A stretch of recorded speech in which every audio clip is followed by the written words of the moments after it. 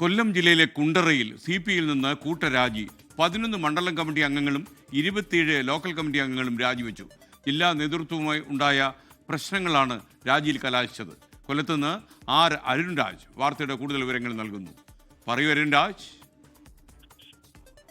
SKN കൊല്ലം കുണ്ട്ര CPIയിലാണ് കൂട്ടരാജി ഉണ്ടായിരിക്കുന്നത്. 11 മണ്ഡലം committee അംഗങ്ങൾ ഉൾപ്പെടെ 27 ലോക്കൽ കമ്മിറ്റി അംഗങ്ങളും ഇന്ന് രാജിവെച്ചതിൽ പെടുന്നുണ്ട്. AUF-ന്റെയും അതുപോലെ തന്നെ മഹിളാ സംഘത്തിന്റെയും മണ്ഡലം സെക്രട്ടറിമാരും രാജിവെച്ചു. ജനപ്രതിനിധികളും രാജിവെച്ചതിൽ ഉൾപ്പെടുന്നു എന്നുള്ളതാണ് നമുക്ക് ലഭിക്കുന്ന വിവരം. കഴിഞ്ഞ സമ്മേളന കാലയളവിലാണ് കുണ്ട്ര CPIയിൽ വലിയ തോതിൽ പ്രാദേശിക തലത്തിലടക്കം നേതൃത്വവുമായി വിട്ടുനിൽക്കുന്ന സംവിധാനം ഉണ്ടാകുന്നത്. തുടർന്ന് ജില്ലാ സമ്മേളനത്തിലേക്ക് അടക്കം കടന്നപ്പോൾ കുണ്ട്ര മണ്ഡലം കമ്മിറ്റി അംഗങ്ങളിൽ പലരും വിട്ടുനിൽക്കുകയും പാർട്ടി പദവികളിൽ നിന്ന് മാറി നിൽക്കുന്ന സാഹചര്യം ഉണ്ടായി. ഇതിന് പിന്നാലെ സംസ്ഥാന നേതൃത്വം അടക്കം ഇടപെട്ട് പ്രശ്നം പരിഹരിക്കാൻ ശ്രമിച്ചെങ്കിലും യാതൊരു കാരണവശാലും ഈ ജില്ലാ നേതൃത്വവുമായി ഒത്തുപോകാൻ കഴിയില്ല എന്ന നിലപാടായിരുന്നു അവിടുത്തെ പ്രാദേശികത്തിലെ നേതൃത്വം സ്വീകരിച്ചത്.